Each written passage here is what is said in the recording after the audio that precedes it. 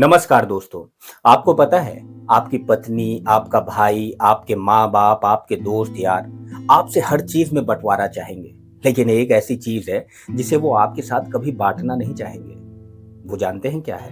वो है पाप। अगर आपने कोई पाप किया है ना, तो आपका कोई भी सगा, संबंधी, आपका बेहद शुभचिंतक, आपसे बेहद प्यार करने वाला व्यक्ति भी आपके पापों को बाँटना नहीं चाहेगा। आज हमारी कहानी ना इसी पर है, बहुत गौर से सुनिएगा क्योंकि ये कहानी आपकी जिंदगी बदल देगी। बहुत समय पहले की बात है। एक गांव में एक डाकू रहा करता था। उसकी पत्नी थी और एक बेटा था।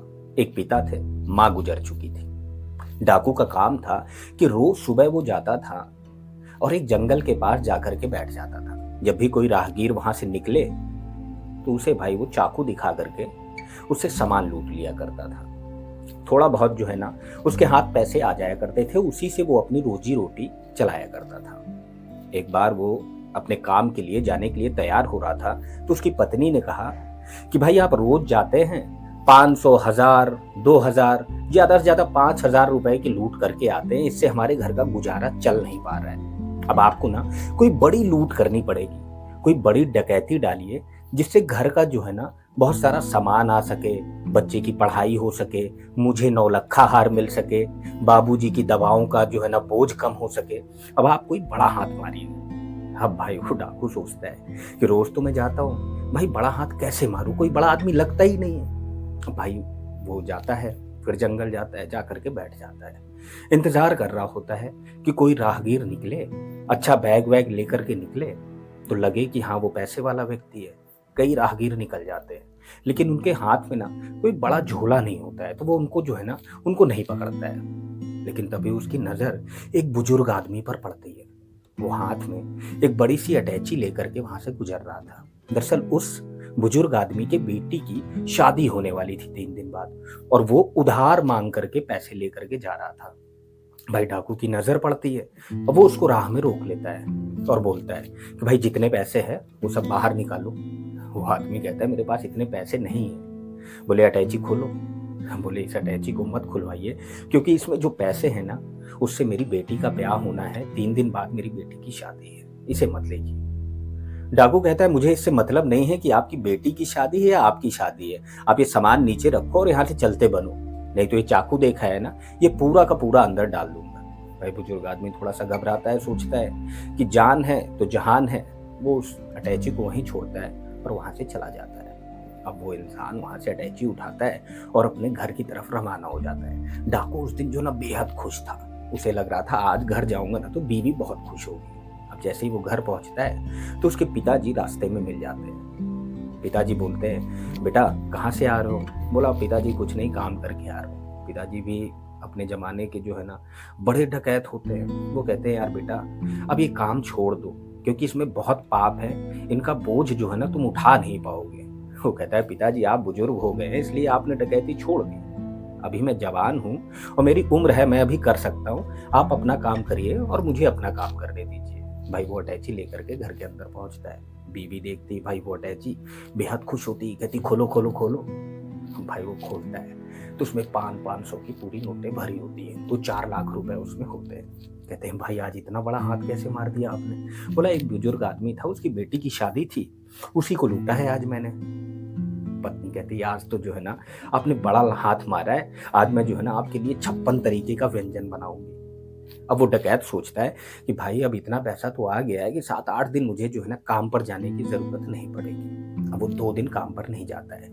तीसरे दिन उसकी बीवी फिर बोलती है कि भाई 5-7 लाख रुपए आ गए, इसका मतलब ये थोड़ी है कि अब आप काम करना ही बंद कर दोगे, जाइए यहाँ से जाइए और अब मुझे जो है ना 9 लखा हार चाहिए, कैसे भी कितनी भी बड़ी लूट करके आइए, मुझे 9 लखा हार दिलवाइए। भाई डाकू परेशान होता है, कहता है यार 7 दिन सोचा था कि आराम करूंगा लेकिन पत्नी के कारण लग रहा है ना आराम नहीं कर पाऊंगा।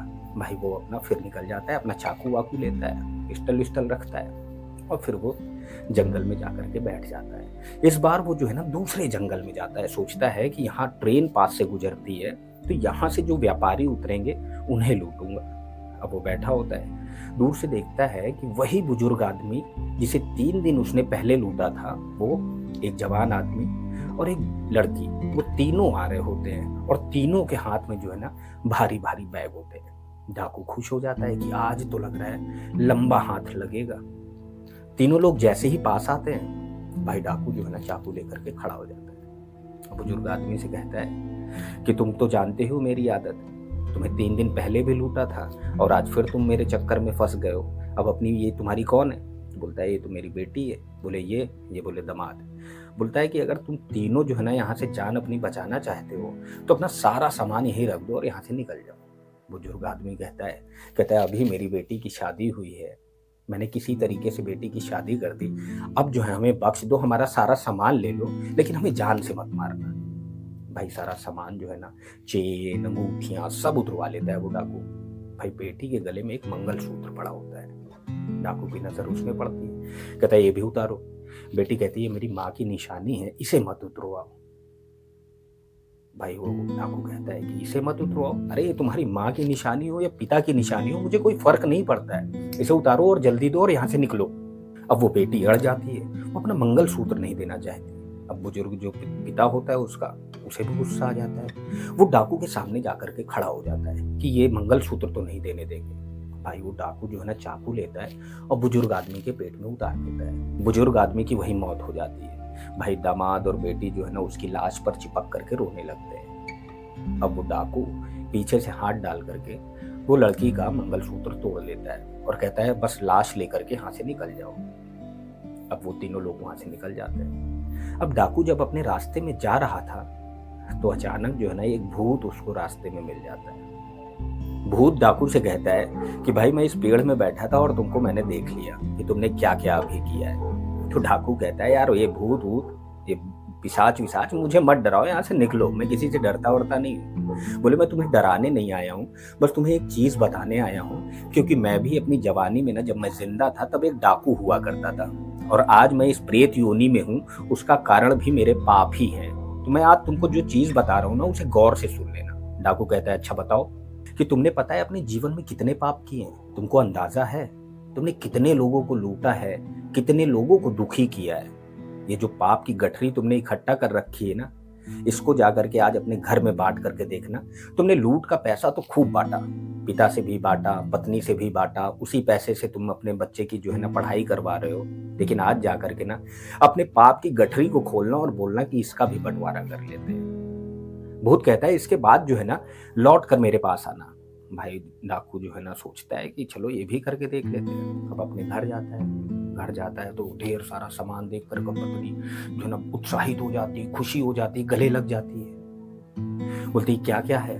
भाई वो जो है ना मंगलसूत्र निकालता है, 9 लक्खा हार निकालता है, बोलता है ये लो। पत्नी खुशी से सारा सामान रख लेती है। अब डाकू कहता है अपनी पत्नी से, कहता है कि इधर आना।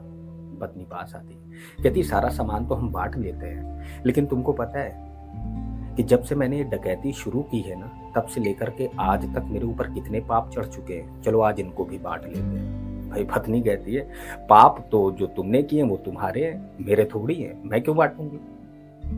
मैं नहीं बांट सकती हूँ। मैं उसका बेटा होता है 12 साल का। 12 साल के बेटे से कहता है बेटा तुम थोड़े से मेरे पाप को कम कर दो, थोड़े से आधे तुम भी ले लो। बेटा कहता है मैं नहीं लूंगा, मैंने तो सुना है पाप करने के बाद जो है ना ऊपर भगवान के पास जो है ना बड़ी यातनाएं मिलती है, मैं नहीं बांटूंगा। पिता को बुलाता है, पिता कहता है कि मेरे ऊपर ऑलरेडी इतने ज्यादा पाप चढ़े हुए, मैं कैसे ले लूं तुम्हारे पाप, मैं नहीं लूंगा। काफी कोशिश करता है मनाने की अपनी पत्नी को, पिता को, बेटे को, लेकिन उसका कोई पाप जो है ना बांटता नहीं है। अब वो उल्टे पांव जो है ना उसी भूत के पास लौट जाता है। भूत से कहता है कि यार मेरे पाप तो नहीं किसी ने बांटे। तो भूत कहता है कि बस यही मैं तुमको बताना चाह रहा था कि तुम जो है ना जो धन दौलत इकट्ठा कर रहे हो पाप से, उसे तो लोग बांट लेंगे, लेकिन जो तुम पाप कर रहे हो ना उसे कोई बांटने वाला नहीं है। इसलिए आज से जो है ना पाप बंद कर दो और आज से अपने इस पाप का प्रायश्चित शुरू कर दो। प्रायश्चित भी होता है पाप का। आज से जो है ना कुछ अच्छे कर्म करो और लोगों की मदद करो, कम से कम जो तुमने पाप किए हैं ना वो कुछ तो कट जाए। भूत कहता है कि अगर तुम ऐसा करोगे ना तो ही खुशहाल रह पाओगे। फिलहाल कहानी का मतलब तो आप समझ ही गए होंगे। आज भी ना दुनिया में डाकू, डकैती, चोरी, चकारी ये तो हो रहे हैं, लेकिन बहुत सारे ऐसे भी साइबर क्राइम हो रहे हैं ना, जिन्हें आपको किसी के पास जाने की ज़रूरत नहीं है। वो कंप्यूटर में बैठ कर के लोग जो है ना ठगी कर रहे हैं। तो मैं उनसे केवल यही कहना चाहूँगा, ऐसे लोगों से यही कहना चाहूँगा, जो पाप की कमाई से अपना घर भर रहे हैं ना, वो पाप की कमाई से अपना घर मत भरें। क्योंकि वो अपना घर जो है ना कमाई से नहीं, बल्कि पापों से भर रहे हैं, जिसका प्रायश्चित उन्हें करना पड़ेगा। जो आप पाप कर रहे हैं ना, उस पाप को आपको ही ढोना पड़ेगा। आपके साथ कोई उसका बँटवारा करने वाला नहीं। फिलहाल आज की कहानी में बस इतना ही। अगले दिन मैं एक नई कहानी सुनाऊँगा, एक नए तरीके के साथ। तब तक देखते रहिए हीमैन टॉक्स। और हाँ, अगर आपने हमारे चैनल को सब्सक्राइब नहीं किया है ना, तो सब्सक्राइब ज़रूर कर लें, क्योंकि हर दिन मैं ऐसी कहानियाँ सुनाऊँगा जो आपकी ज़िंदगी बदल देंगी। शुक्रिया।